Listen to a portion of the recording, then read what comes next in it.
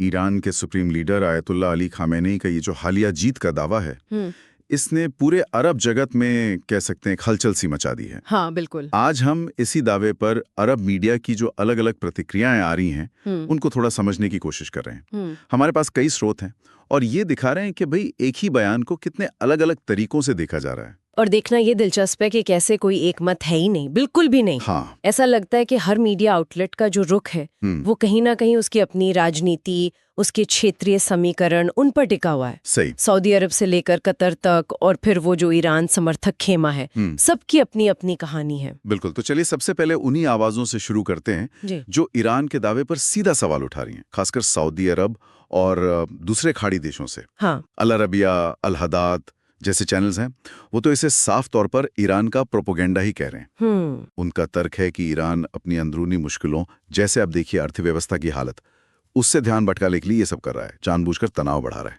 और देखिए, ये प्रतिक्रिया कोई हैरान करने वाली नहीं है ना? नहीं, बिल्कुल नहीं। इन देशों के ईरान के साथ वो पुराने और काफी गहरे राजनीतिक मतभेद हैं। हाँ। तो वो ईरान के किसी भी दावे को, और खासकर जब वो सैन्य शक्ति से जुड़ा हो, तो उसे अपनी सुरक्षा के लिए, इलाके की स्थिरता के लिए एक सीधे खतरे के तौर पर ही देखते हैं। सही। और इसमें एक बात और भी है कि ऐसी आलोचना उनके अपने घरेलू दर्शकों को भी यह संदेश देती है कि उनकी सरकारें ईरान के खिलाफ मजबूत हैं। अच्छा, और वो प्रॉक्सी ग्रुप्स वाली बात भी उठा रहे हैं, हिजबुल्लाह, हुती। हाँ बिल्कुल। उनकी रिपोर्टिंग में इस बात पर खास जोर है कि ईरान कैसे इन प्रॉक्सी समूहों को, मतलब वो गुट जो ईरान के इशारे पर काम करते, उन्हें समर्थन दे रहा है। तो एक तरफ तो ये सीधी आलोचना हो गई, लेकिन क्या सभी खाड़ी देश ऐसे ही सोच रहे हैं? कतर का अल जजीरा, उसका रुख तो मुझे थोड़ा अलग लगा। हाँ, वो कहानी थोड़ी अलग है। अल जजीरा ने खामनेई के बयान को रिपोर्ट तो किया एक अहम खबर की तरह, लेकिन सीधी तारीफ या बुराई उससे बचते दिखे। उन्होंने ईरान की जो रणनीतिक स्थिति है, अमेरिका और इजराइल के साथ जो तनाव है, उसका विश्लेषण किया। तो ये एक तरह से कतर की विदेश नीति दिखाता है, जो मध्यस्थता वाली भूमिका। बिल्कुल, वो कोशिश करते हैं एक मध्यस्थ वाला दृष्टिकोण अपनाने की, लेकिन ये सिर्फ कूटनीति नहीं है मुझे लगता। अच्छा। ये भी दिखाता है कि अल जजीरा खुद को कैसे ईरान और बाकी अरब देशों के बीच वो एक जरूरी सूचना के पुल की तरह देखता है। भले ही ये कभी-कभी थोड़ा विरोधाभासी लगे, वो सैन्य तैयारी को एक क्षेत्रीय घटना की तरह रिपोर्ट कर रहे हैं, लेकिन उसमें कोई सीधा पक्ष नहीं ले रहे हैं। पर क्या ये संतुलन बनाए रखना आसान होता है, खासकर जब हालात इतने तेज बदल रहे हों? मुश्किल तो होता है, जाहिर है, ये एक बड़ा सवाल है, लेकिन अल जजीरा की कोशिश यही रहती है कि वो अलग-अलग पक्षों को मंच दे, ताकि दर्शक खुद समझे। हाँ, ताकि दर्शक अपनी राय बना सकें। ये उनकी एक पहचान बन गई है, कह सकते हैं। अच्छा, अब चलते हैं उन आवाज़ों की तरफ जो ईरान के साथ खड़ी नजर आती हैं, मतलब लिबनान, इराक, सीरिया।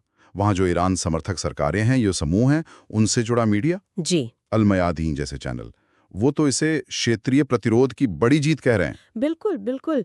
ये वो मीडिया आउटलेट्स हैं जो वैचारिक और राजनीतिक रूप से वो ईरान के सहयोगी हैं। उनके लिए तो खामेनी का ये दावा उनके अपने संघर्ष, उनके साझा लक्ष्यों की एक तरह से पुष्टि है, मतलब एक तरह की मॉरल विक्ट्री। हाँ, वो इसे पश्चिमी प्रभाव के खिलाफ, खासकर अमेरिका और इजराइल के खिलाफ एक नैतिक और सामरिक जीत के तौर पर पेश करते हैं। आप उनकी रिपोर्टिंग में अक्सर अक्ष प्रतिरोध या एक्सेस ऑफ रेजिस्टेंस जैसे शब्द सुनेंगे। समझ गया। अच्छा, ये तो हुई पारंपरिक मीडिया की बात, लेकिन आजकल सोशल मीडिया, वहां तो एक अलग ही दुनिया है। वहां क्या चल रहा है? अरे, सोशल मीडिया पर तो विचारों का जैसे तूफान आया हुआ है। हाँ। अरब युवाओं में राय बहुत ज्यादा बटी हुई है। टिकटॉक, एक्स जिसे पहले ट्विटर कहते थे, फेसबुक, इन सब पर ईरान वर्सेस इजराइल जैसे हैशटैग चल रहे हैं। कुछ लोग ईरान को कह रहे हैं कि ये दादागिरी कर रहा है, तो बहुत से लोग उसे इजराइल और अमेरिका के खिलाफ अकेली मजबूत आवाज मान रहे हैं। तो मतलब काफी ध्रुवीकरण है वहां। बहुत ज्यादा। बहस तीखी है, व्यंग्य भी खूब इस्तेमाल हो रहा है, और जो भावनाएं हैं वो काफी कच्ची, मतलब अनफिल्टर्ड है। ये दिलचस्प है। ऐसा लगता है जैसे सोशल मीडिया शायद जमीनी हकीकत की ज्यादा जटिल तस्वीर दे रहा है, जहां लोग शायद उतने साफ खेमों में बटे हुए नहीं हैं। सही कहा, बिल्कुल सही। सोशल मीडिया अक्सर उन आवाजों को जगह देता है जो शायद मुख्यधारा मीडिया में उतनी नहीं सुनाई देती।